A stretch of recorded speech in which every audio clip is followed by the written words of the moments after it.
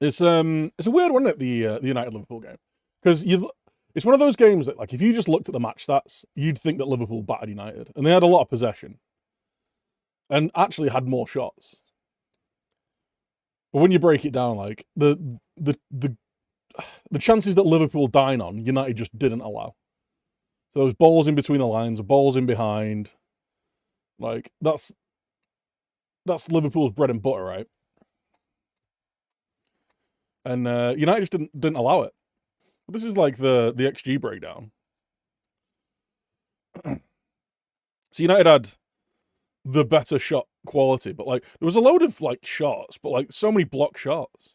I loved the post-match interview as well with Klopp, and he was like, "Oh yeah, well, you know, the defenders kept blocking shots." It's like, sorry, is that rude? Sorry, is that not allowed? Should not be doing that. Yeah, there was a lot of just, I don't want to say pointless possession, because possession is never pointless. Like, if you've got the ball, your opposition can't score, and if you've got the ball, you've got a better chance of creating. The issue is when Trent has a game like he did, and like I'm not gonna get started on his defensive stuff, right? If you want my opinions on Trent's defensive stuff, then I'll go into it, sure. He had a really kind of ineffective game in the final third. And that's always the argument of like, well, that's why we play him there, is because he's really effective in game. But like, there's games like that where he's the only real creator, because that midfield had no creativity really, and it looked like the offense, just like there wasn't any shape in attack to kind of to take advantage of United's weaknesses. And to be fair, like United did a really good job of closing off any weaknesses. So United just defended really, really well. It was a really good performance from United. The first one in God knows how long, where it's actually looked like they gave a shit, which is quite nice. But Liverpool just looked a bit toothless in possession. I guess like I'd have been interested to see how the game would have changed if Liverpool were making more chances with the possession, because that might have changed the impetus of United to hold onto the ball a little bit more, try and get Eriksen with his foot on the ball, try and control possession a little bit more. But after that really early chance and that first goal, it felt like Liverpool playing perfectly into United's hands. It's like, well, you aren't creating anything against us, and we have got boys that go brrr up at the top, so we'll just kick it to them. He made a few really good saves. Yeah, he made some important saves. Didn't he make 2 really good saves before the Salah goal? So like, they almost don't really matter. There just wasn't much space. There just really wasn't much space. But it was a very like lethargic game from Trent. He just seemed to be hopelessly chipping the ball into the box every time he got it, really. My favourite Trent bit was on Rashford's goal. He wasn't even the VAR screenshot. I'd say like the 3 really big chances United had. So the Elanga chance really early on, the 2 goals, he was woefully out of position and showing no kind of defensive desire. And like I say, like the argument is always, yeah, but what he offers us in attack, Liverpool are willing to have, are willing to kind of like carry him. Like they're willing to cede those chances and the defensive deficiencies that he puts on the team. They're willing to cede that because, generally speaking, he's very effective in the final third. And that's fine. Like, and I can completely understand that. I can completely accept that. My thing is, though, is like, you don't have to have him playing at right back for him to be effective in the team. That is my only counter argument. It's like, you can have a better defender on the pitch and still have Trent there. Look at that midfield, man. Like, you've got a 32-year-old Jordan Henderson and a 400-year-old James Milner who's just won his 800th bleep test in a row. So like, it's not saying like, oh well, there's world-class midfielders in their prime keeping him out of, even just kind of having a run of games in there and seeing if it can work, But, like it's just whether you think it's an issue that needs addressing. Like, there's no right or wrong. It's like, this is the thing with football opinions. Everyone always thinks that anyone that disagrees with them is inherently wrong and bad. It's like, well, no, it's just an opinion, dude. Like, it's like anything. There's no right or wrong, because whatever is happening, there's always the possibility that if you change it, things could get better, or they might get worse, or they might stay the same. Who knows? Like, Robbo was fine, a good defensively. Yeah, Robbo didn't have a bad game. He just didn't have space to kind of have his usual overlapping runs and stuff. Actually, Ben made a really good point. I don't know if you've watched Ben's video. Actually, you'll find it. You'll know Dr. Benji, right?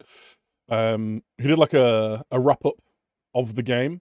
So this is the point that Ben brought up that I hadn't really thought of until I watched the game back, because I've watched the game back. His main area of effectiveness, like he holds out really wide and operates in these wide spaces here, whereas Mane would quite often like operate in the half spaces, especially when he's playing with Firmino. Like he'd be dropping inside and attacking space when like Firmino would be dropping off. He'd be becoming a focal point in the middle. And that also allows for, obviously you've got Robbo at the left back, who's one of the best attacking left backs in the game, right? That leaves loads of space for him to do that there. But because you've got Diaz taking up this space, it kind of stops the overlaps and the runs from Trent. Not stops them, but it congests that part of the pitch. It doesn't leave as much space for him to operate in. Also, that means that there's like this complete ineffective area here where no one's really attacking it. So you have people dropping off. Maybe that's why you had Trent like wandering into that position. I don't know. But there's just, it's like I say, it's a point that Ben brought up that I've like, now I'm looking for it. It's one of those things that I don't know if I'll be able to unsee it. There just seems like a real unbalance in that attack. And to be fair, like it's an attack that has been so settled in the way it plays. There's been slight tweaks with where Salah takes positions on the pitch and like where Trent sits on the pitch, but especially on that left-hand side, whether you're playing Mane or Utd, they'll attack the channel, they'll sit a little bit deeper, provide that space out wide for Robbo to get into, and it's just not there. Like it just wasn't there at all, really. Works well when there's an LCM that actually knows how to engage and only causes as many issues as he solved. Yeah, like the midfield makeup just wasn't there. Like when Fabinho.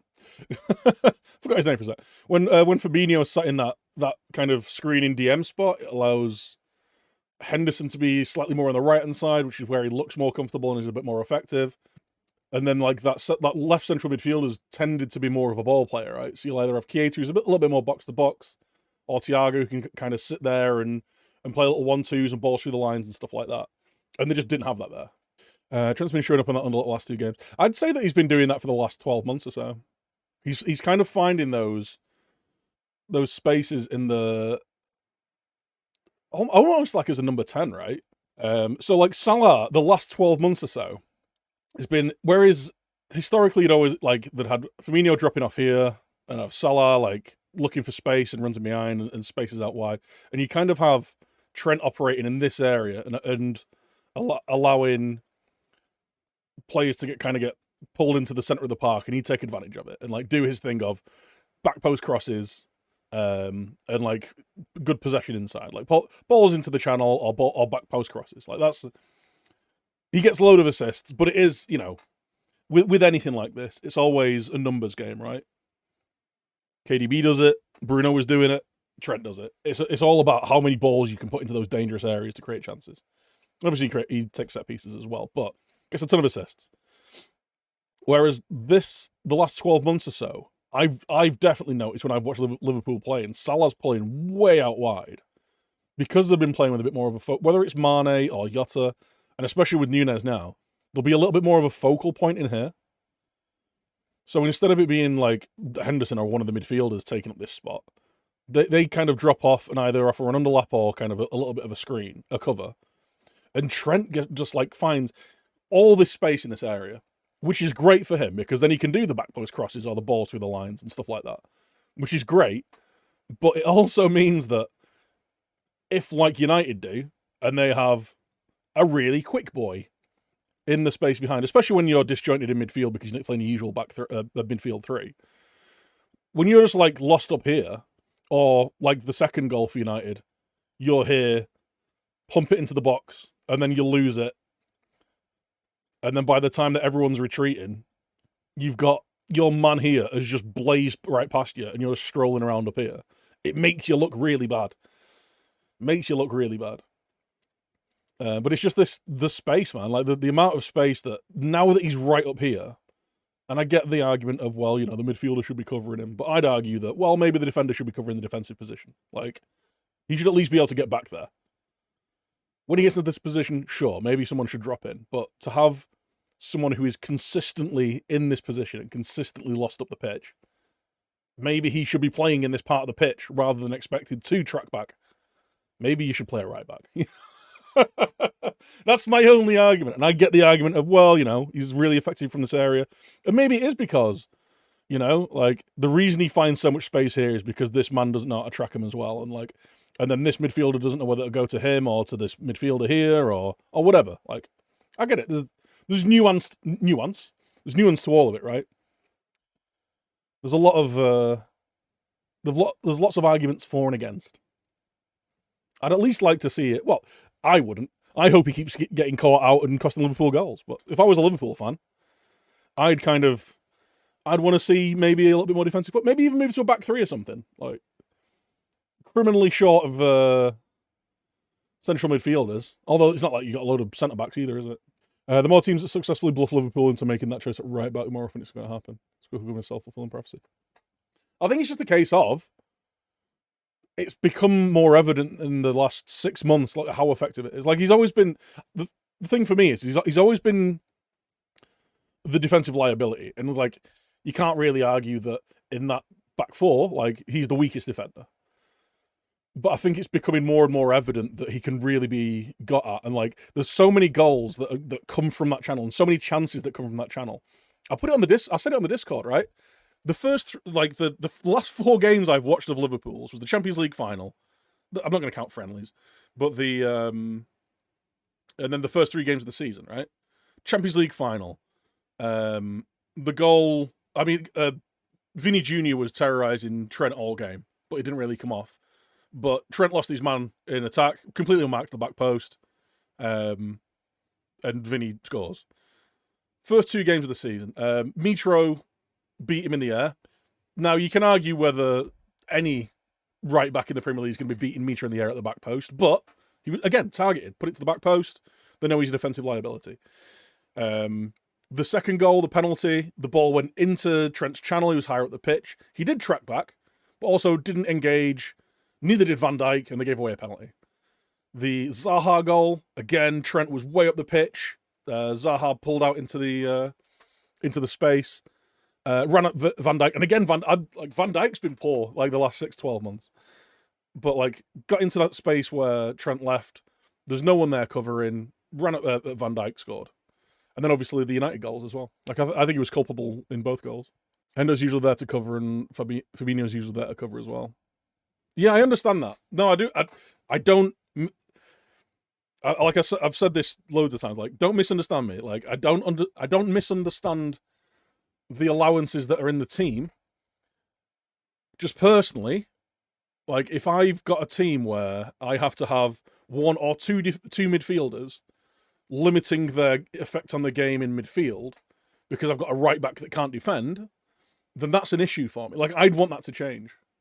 But again, like I say, like, I completely understand the argument of, well, the positives outweigh the negatives. I understand the argument, I just disagree. Oh yeah, it's definitely exacerbated by the fact that they've not got their first choice midfield in that game.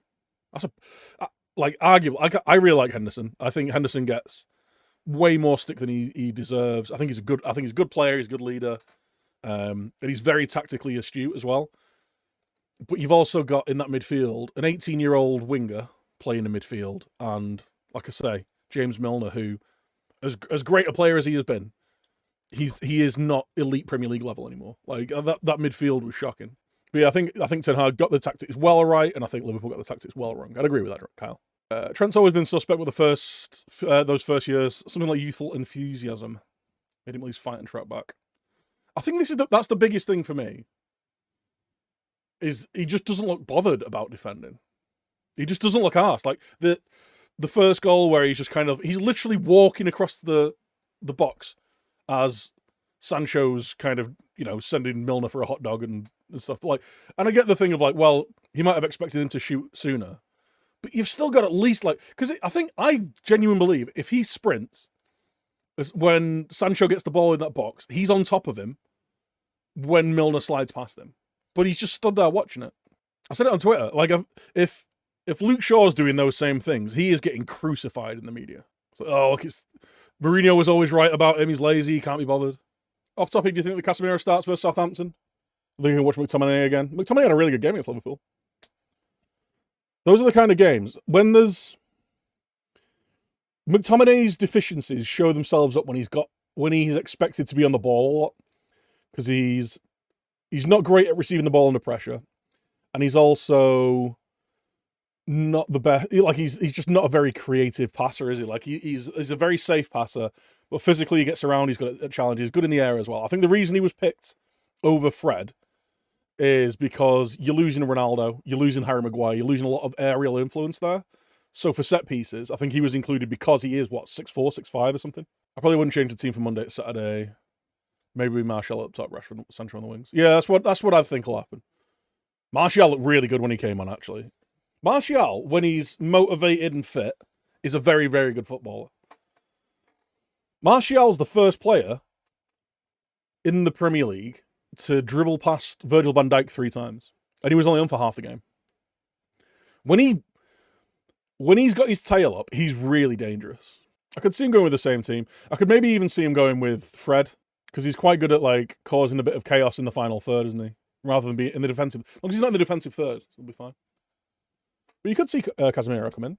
Got a full week of training. Love Martial, I want it to work out.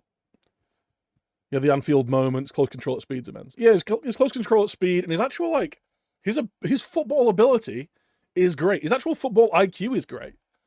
It's never been a case of that for him. It's just always seemed like motivation, or like he obviously had his injury issues as well. But I think he's the classic case of a guy who flourishes when he's got when somebody believes in him and he's got like almost some pressure on him to perform.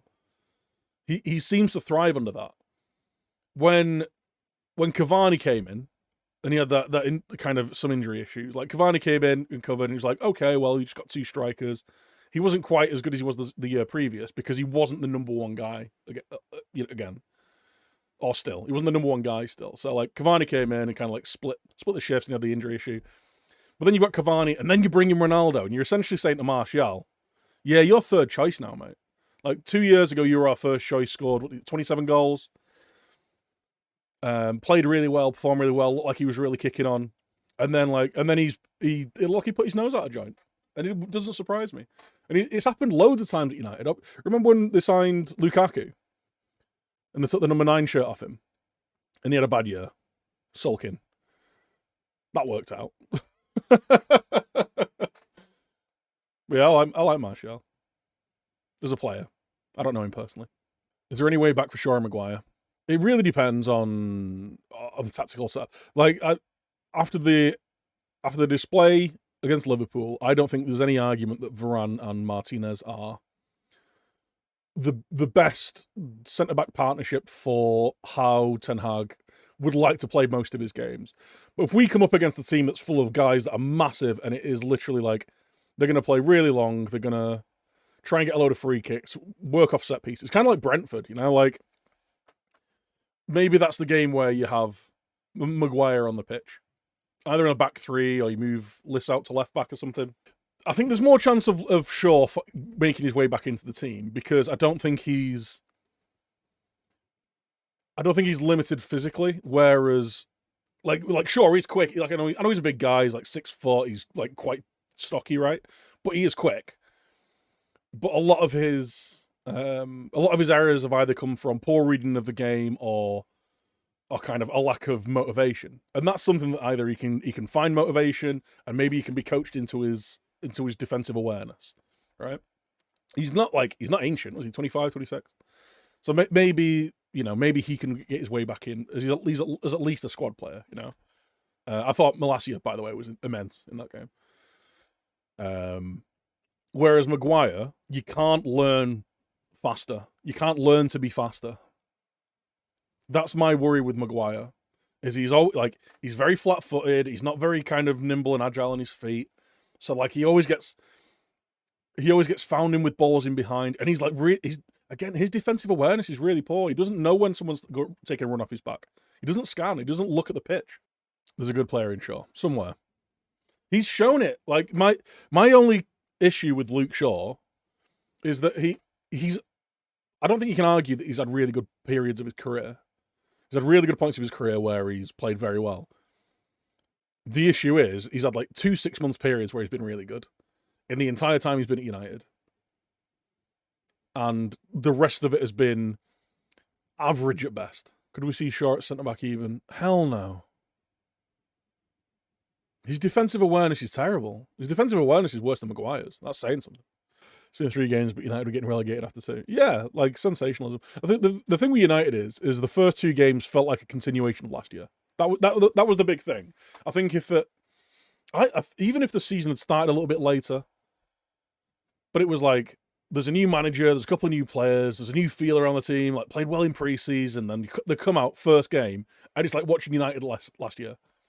And it just felt like, this is just last year continuing, which is why the discussion was as it was. There's still ridiculous takes on United, though. Realistically, where do you see United? I've no idea, dude. I've genuinely no idea. Because there's been times in the past couple of years where United have put in a performance like that. Not necessarily against a massive club like Liverpool, or like a team we're expected to get pasted by Liverpool. But we've put good performances in, and then backed it up with 5 more performances where we look like we don't give a shit. So it's really gonna tell. You can't tell anything after 3 games. Like, Liverpool could win the next 2 games, and Man City could lose their next 2, and then everyone, like, no one's panicking anymore. I mean, Man City won't, but you know what I mean. Like, it's 3 games in. Arsenal fans are already claiming they've won the title. Like, Liverpool fans are asking for Klopp out. Man United are winning the league, like, it's mental. So yeah, ask me after 15 games on it. Ask me at, like, around Christmas. Ask me at the World Cup break. There we go. We'll have a better idea then. The 90 million for Antony is wild. The only thing in the back of my mind is it's obviously a guy that the manager wants. It's a guy that the manager's worked with for a couple of years, and he knows his. You'd hope that he knows his level and his ceiling. So I think, like, if he's going 90 million, he's worth it. If he's saying that, bearing in mind Malasia's worked out, bearing in mind Leacher had a brilliant game, looks like a really solid signing. Eriksen's looked really good. Like, these are obviously signings that he's influenced and said, I believe in these guys. If he's going, yep, spend it. I'll back the manager at this point. Like, I'll back the manager until it doesn't work out. I feel like United will only be good for a season if Ten Hag abandons his style for a year and plays in the counter. No, he won't be doing that. I think it's just just going to be a case-by-case basis. It's kind of the way you've got to play until you've got a squad that's perfect for the way that you want to play. Because let's not forget, like, not every team's going to hold possession like Liverpool did. Not every team's going to be open to the counter like Liverpool did. 90 million euros for Antony doesn't sound as bad when Chelsea are bidding 60 million for Gordon. True, but then it also kind of makes the 15 million that United are asking for Gardner look like an absolute robbery. Because there's talks of Garner to Everton, right? Which I don't think is a bad deal. I'd like Garner to stick around at United, but I think it's a good signing for Everton in a position of the pitch that they need to strengthen. Let's be honest, they need to strengthen all the positions of the pitch. And if the guy, like, he's 22 now, is he? 22, maybe 23. Like, he needs first team football, and if he's going, look, if you can't guarantee me first team football, like, then I want to go and start my career. Like, I don't begrudge him that. I'd like him to stay around, or maybe just like a loan for a year. But, like, how many times can you send a guy out on loan? Now we've had one result, not hearing much about owners out. Are you, like, trying to be purposefully antagonistic? Or do you just not look at anything? Do you just not read anything or look at anything anymore?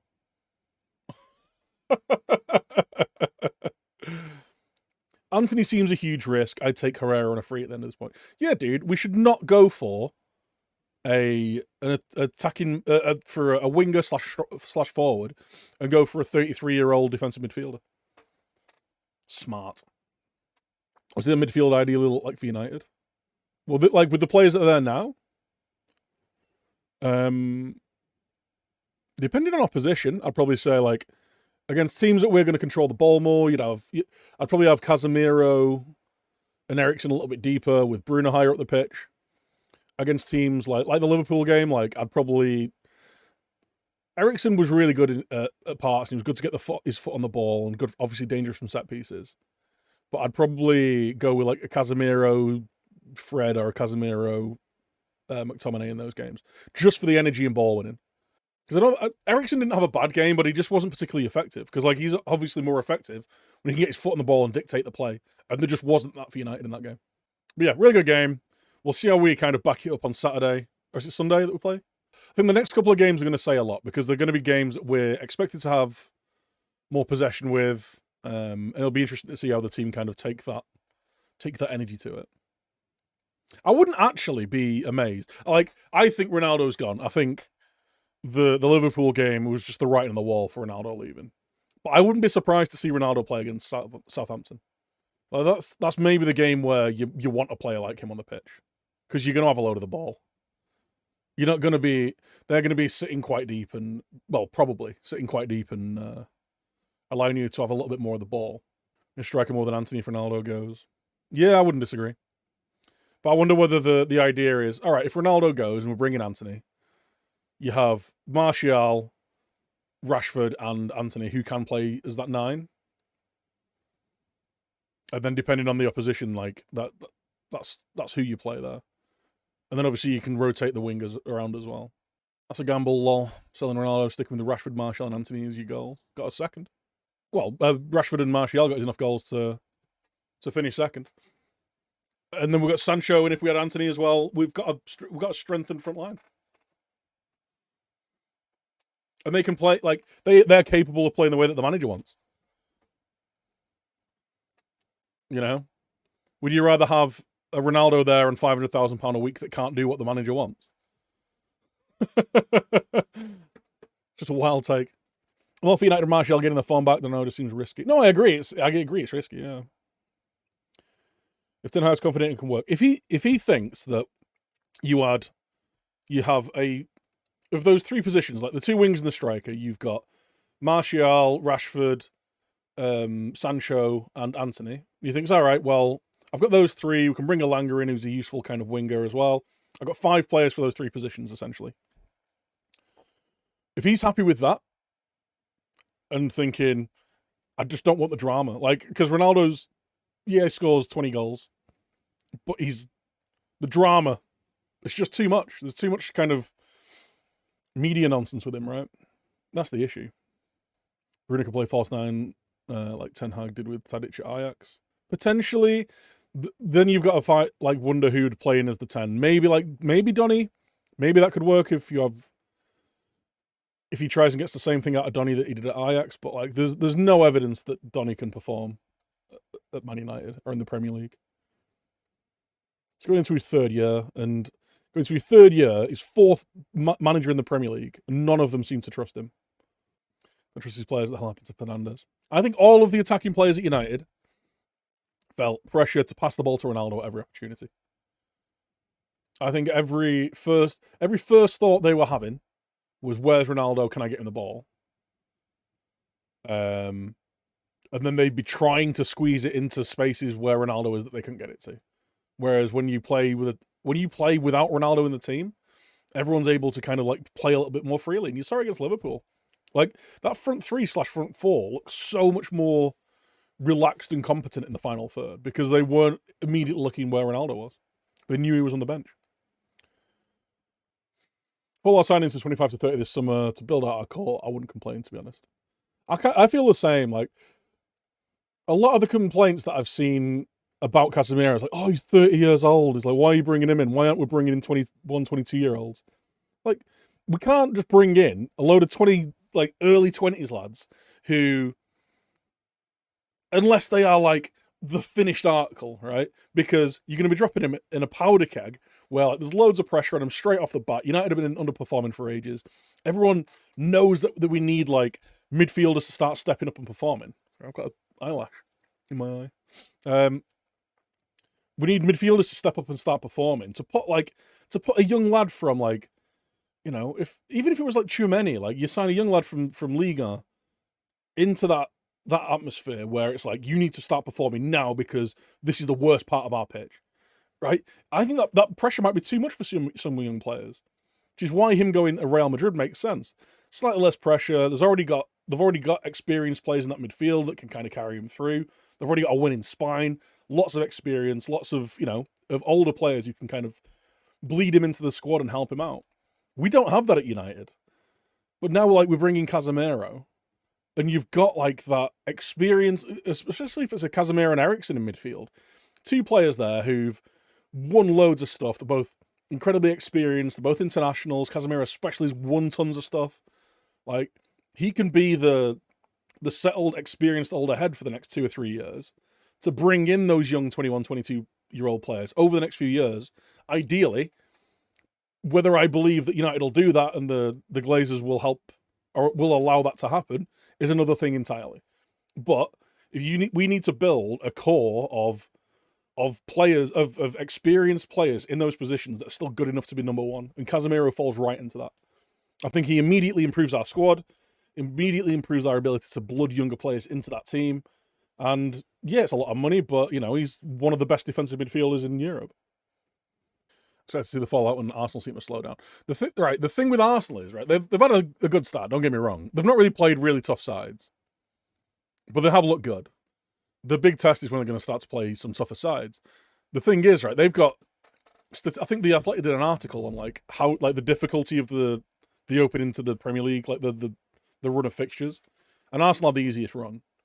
So they've had Palace opening game, not the easiest game, but you'd have expected Arsenal to win last year, let alone with their new super signings. Beat Leicester 4-2. Leicester are an absolute shambles at the minute. Beat Bournemouth 3-0. Just come up. My favourites to finish dead last. They got Fulham next, another one of my favourites to go down. Then they got Villa. Stevie G has them playing like a League Two side, and then it's United. Then they've got United at Old Trafford, and it's going to be really interesting to see how the next two games go for United. Because I think if United have two similar performances to what they just had against Liverpool in the next two games, I think United can win that. Then they've got Arsenal, Brentford away, which is always a tough game. And then they've got the North London derby. But they could theoretically, like, assuming that they, like, as a Man United fan, I'm going to say they're going to win at Old Trafford, right? So even then, if they lose that game, they could have gone 5 wins from 6 at the start of the season. And then they got two tough London derby games. You've got Brentford away, Spurs at home, and then a really big fixture. It's against Liverpool at the Emirates. So they got the 3 really tough games there back to back.